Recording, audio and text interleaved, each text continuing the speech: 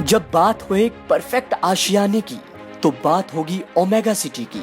खरड़ Ludhiana highway पे शानदार gated society, जहां है 1 BHK से लेकर 3 BHK तक के फ्लैट्स, जहां है 24 घंटे फ्रेश वाटर सप्लाई, वो भी वर्ल्ड के पहले फ्रेश वाटर ट्रीटमेंट सिस्टम के साथ। 24 घंटे विदाउट कट इलेक्ट्रिसिटी, जबरदस्त सिक्योरिटी सिस्टम, आपकी हर जरूरत के लिए सोसाइटी में ही internal market, walking distance from civil hospital Kharar and 2-minute drive from Chandigarh university. Hundreds of family happily living. ज्यादा जानकारी के लिए डायल करें 8556019806। बद्दी के हाउसिंग बोर्ड फेज 1 और 2 में गत दिनों लगातार हुई 2 बड़ी चोरियों के चलते रेजिडेंट वेलफेयर सोसाइटी के आग्रह पर पार्षद सुरजीत चौधरी ने प्रवेश द्वारों पर गेट लगाने का कार्य आरंभ कर दिया है। हाउसिंग बोर्ड 1 और 2 के प्रवेश द्वार पर गेट लगाए गए हैं और जल्द ही प्रवेश द्वार पर सीसीटीवी कैमरे भी लगाए जाएंगे। साथ ही सोसाइटी की ओर से सिक्योरिटी गार्ड भी रखे जाएंगे।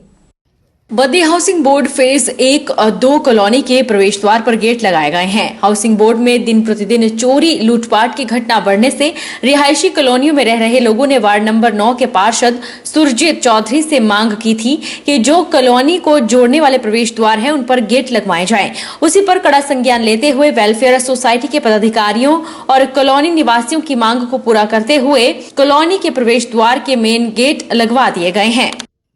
ऐसा जो फेज 2 और इसमें जो चोरी की कई दिन से वारदातें चल रही थी, उसको मद्देनजर रखते हुए मैं एसपी साहब ने आदेश दिए थे और लोगों की यहाँ पे डिमांड थी कि यहाँ पे सुरक्षा गेट लगाए जाएं, क्योंकि रात के समय में हम ये दोनों गेट बंद कर देंगे और एक मेन गेट से ही एंट्री रखेंगे आने जाने की, क्योंकि जो भी लोग चोरी करते एक साइड से बढ़ते दूसरी साइड वारदात करके निकल जाते हैं।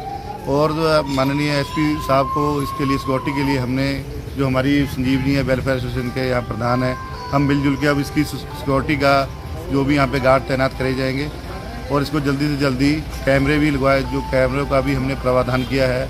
जो यहाँ पे चोरियाँ हो रही थी, यहाँ पहले गेट थे, गेट नहीं लगे थे, गेट चोरी हो चुके थे। अब द्वारा MC श्री सुरजीत चौधरी जी की देख रेख में ये गेट लगे हैं उनके प्रयासों से, जिससे ये गेट, जैसा कि माननीय एसपी साहब ने हमें सुझाव दिया था कि रात के समय ये गेट बंद रहे, एक ही गेट से एंट्री एग्जिट हो रात के लिए, और लोग उस गेट से आए, उनकी रजिस्टर में पूरा नाम, फ़ोन नंबर वगैरह ऐड हो। नूरपुर की पंचायत डननी की प्रधान सुरेखा पठानिया ने पंचायत में आ रही पानी की समस्या को दूर करने की ठान ली है। सुरेखा का कहना है कि युवा पीढ़ी को नशे से दूर करने के लिए खेल का मैदान और खेल सामग्री दी जाएगी, साथ ही वे राजनीति से ऊपर उठकर जनसेवा करेंगी।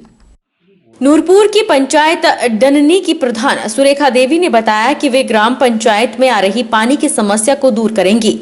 चुनावों के दौरान उन्होंने देखा कि पंचायत में रास्ते टूटे पड़े हैं, रास्तों का निर्माण भी किया जाएगा, पंचायत को स्वच्छ बनाया जाएगा। सुरेखा ने कहा कि युवा पीढ़ी नशे की तरफ बढ़ती जा रही है, युवा पीढ़ी को नशे से दूर करने के लिए खेल का मैदान और खेल की सामग्री दिलाई जाएगी, ताकि युवा पीढ़ी का ध्यान नशे में न रहकर खेलों के प्रति हो।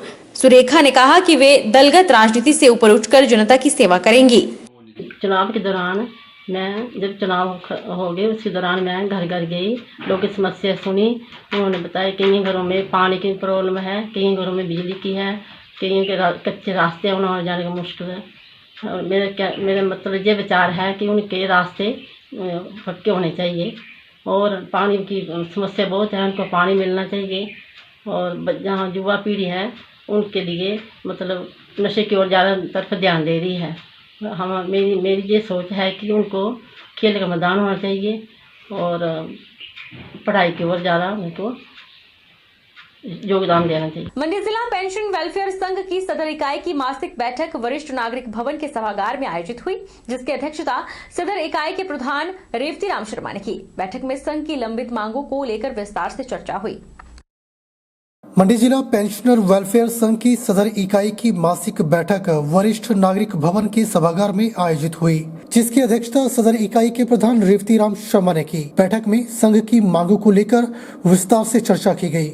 मंडी जिला पेंशनर वेलफेयर एसोसिएशन के अध्यक्ष हरीश शर्मा ने कहा कि सरकार के पास बार बार प्रयास करने के बावजूद भी लंबित मांगे पूरी नहीं हो पाई है और सरकार इन मांगों पर कोई विचार नहीं कर रही है, जिसके चलते पेंशनरों में खासा रोष व्याप्त है।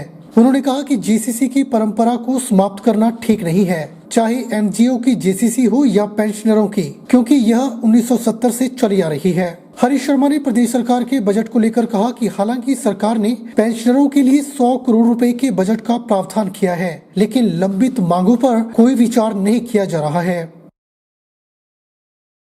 कि सरकार के पास कई बार प्रयास करने के बाद भी जो हमारी लंबित मांगे हैं उन पर सरकार कभी भी सोच नहीं रही है, जिसके ऊपर हमारे सभी पेंशनरों के बीच में बहुत रोष व्याप्त है। अभी जब मंडी का दौरा माननीय मुख्यमंत्री जी का था, जयराम ठाकुर जी का, और मैंने प्रतिनिधि मंडल को इकट्ठे करके व्यक्तिगत तौर से यहाँ विश्राम गृह में एक मेमोरेंडम दिया, जिसमें हमने निवेदन किया कि जेसीसी की बैठक जो है राज्य स्तर की तुरंत बुलाई जाए। ये जो जेसीसी की परंपरा को समाप्त करना जयराम ठाकुर जी, ये उचित नहीं है, ये बिल्कुल भी उचित नहीं है। चाहे वो एनजीओ की जेसीसी है, चाहे पेंशनों की जेसीसी है, जो कि 1970 से लेकर हमारी परंपरा चली हुई थी, उसको बंद कर दिया है। जो बजट दिया गया उसमें चलो इसका तो धन्यवाद कि 100 करोड़ रुपया का आगे प्रावधान रखा गया है हमारे मेडिकल रिम्बर्समेंट बिलों के भुगतान का, लेकिन जो हमारी 10-15% की जो डिमांड थी, जो मूल पेंशन में मिलाने की बात थी, उस पर आपने कभी विचार नहीं किया। रविवार बीती रात को किसी अज्ञात व्यक्ति द्वारा एक स्कूटी को आग लगाने का मामला सामने आया है। स्कूटी मालिक कश्मीर सिंह ने बताया कि स्कूटी को किसी अज्ञात व्यक्ति द्वारा उनके क्वार्टर के बाहर से उठाकर जल शक्ति विभाग के कार्यालय के पास किसी ज्वलनशील पदार्थ से जलाकर राख कर दिया गया। उन्होंने घटना की रिपोर्ट लडभड़ोल चौकी में दर्ज करवाई है। स्कूटी मालिक कश्मीर सिंह ने बताया कि रविवार शाम को उनका बेटा स्कूटी चलाकर लडभड़ोल स्थित उनके क्वार्टर में आया और स्कूटी बाहर खड़ी कर दी। सोमवार सुबह 5 बजे जब वह कमरे से बाहर गए तो उन्होंने देखा कि स्कूटी वहां नहीं थी। अपने बेटे को जगाकर उसे स्कूटी के बारे में बताकर दोनों लडभड़ोल बाजार की ओर स्कूटी की तलाश में निकल पड़े। रास्ते में किसी व्यक्ति ने उन्हें जल शक्ति विभाग के कार्यालय के पास जली हुई स्कूटी के बारे में बताया। कश्मीर सिंह अपने बेटे के साथ जब घटनास्थल पर पहुंचे तो वहां शेड में एक स्कूटी जलकर पूरी तरह से राख हो चुकी थी। उन्होंने घटना की रिपोर्ट लड़भड़ोल चौकी में दर्ज करवाई है। मेरे लड़के की स्कूटरी है, उसने शाम को छोड़ दी यहाँ और वो चला गया घर, मेरी दुकान के बाहर लगा गया। और उसके बाद जब मैंने सुबह देखी तो स्कूटरी थी नहीं दुकान में। जब मैंने ढूंढी तो पता चला कि वहाँ जली हुई है किसी की स्कूटरी। तो मैंने देखी तो मेरी स्कूटरी थी जली हुई, और पुलिस वाले वहाँ साथ गए मेरे साथ और इंक्वायरी की उन्होंने, और अब वो कर रहे हैं छानबीन। बिलासपुर के धौलरा मंदिर के पास राष्ट्रीय राजमार्ग चंडीगढ़ मनाली पर 2 कारें और एक ट्रक की टक्कर हो गई। टैक्सी नंबर गाड़ी ओवरटेक करते हुए दूसरी गाड़ी से टकरा गई और साथ में लगे ट्रक को टक्कर मार दी। हालांकि इसमें कोई घायल नहीं हुआ है, लेकिन टैक्सी चालक के खिलाफ पुलिस ने मामला दर्ज किया है। बाकी का गाड़ी चालकों ने आपस में समझौता कर लिया, लेकिन कोई भी चालक अपनी गलती मानने को तैयार नहीं है। मैं जोगिंदर नगर का रहने वाला हूँ। मैं रामसर से आ रहा था यहाँ बिलासपुर में, एक ओवरटेक वाली गाड़ी और उसने मेरी गाड़ी में मार दी सीधी। मेरी गाड़ी का नुकसान हो गया, नुकसान देने के लिए मना कर रहा है, ये कोई कुछ नहीं कर रहा है।